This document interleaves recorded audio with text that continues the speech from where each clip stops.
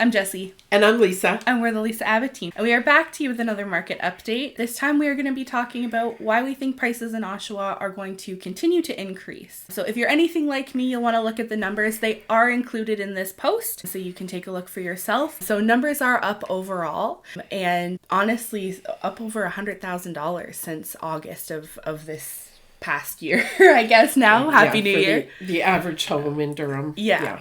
And what that means is it is incredibly difficult to outsave the market right now. And numbers are up overall, but we are also experiencing a lack of inventory for sure. And one anomaly that kind of happened over this past month, our condo townhomes in Clarington had one sale, and of course it was a very high end sale, so it kind of skewed the numbers. So it was a $500,000 jump month over month. Obviously, that's not what we're expecting in that category. And like I said, there was only one sale, so we shall see where it goes over the next month. Over the long haul, yeah, for sure. So this is why it's important right now for anybody thinking of buying that they get out and get a pre-approval and lock in those rates, because they are talking about rates going up in the near future. And as Jessie said, with a $100,000 increase since August in detached homes, you can't outsave that. You can't outsave that market. So it's important to get in now. Now, some will say that this can't last forever, and that's true. But it doesn't necessarily mean that the market's all of a sudden going to tank on us. Because if it does, I mean, we're all in a lot of trouble, because everything kind of revolves around the housing market. So the whole economy would be going to shambles. So let's take just a basic look at what's going on in the market right now. The price increases are going on because of three areas. First of all, the low interest rates have been going on for quite some time. Money is so cheap right now. Yeah, for sure. And also they are, there's a low supply of inventory. There's not enough homes on the market, and the demand... 0.2 months of inventory. Yeah, exactly. So, and the demand is there. There's lots of buyers coming out. So how do prices go down? So you either have to change the supply or you got to change the demand. And the problem with that is, as much as it would love it to press a magic button and have all of a sudden all these new homes come up, thousands of homes come up and be available for sale, that's not going to happen. So the only thing they can really look at right now is probably the demand. And unfortunately, when they work with demand, it usually affects the first-time home buyer and the non-homeowners. Just like we saw in 2017 when they introduced the stress test, it kind of put things in a really bad situation for first-time home buyers. What they could afford now all of a sudden was significantly less, and it just made it very, very difficult for them. So this is why it's really important that you get that pre-approval in and know exactly what you're working with. I mean, the market is tough enough.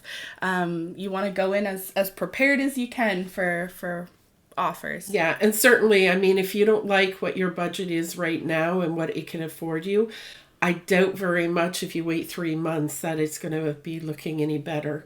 You might be a little disappointed. So that's the telltale. And you can't outsave where this market is running to. So it's also important that to note that buyers in Oshawa and buyers purchasing in Oshawa and Durham are, honestly, most of them are not from Oshawa. It's not Oshawa locals purchasing in Oshawa. Oshawa still definitely can provide deals to buyers from other cities, like if they're moving from Toronto, but it is tougher for Oshawa locals to compete. And honestly, if you look at the price points in cities that are equal distance as Oshawa to Toronto, there's still room there. Like, we still have room to grow in terms of where our prices are going to go. Durham College and UOIT are still growing and have brought in a whole lot of development in the north end. Certainly there's the new plaza there. We were saying the other day, we remember when it was Fields, but it's certainly not that way anymore. I mean, just drive up Simcoe Street. It's just amazing going north.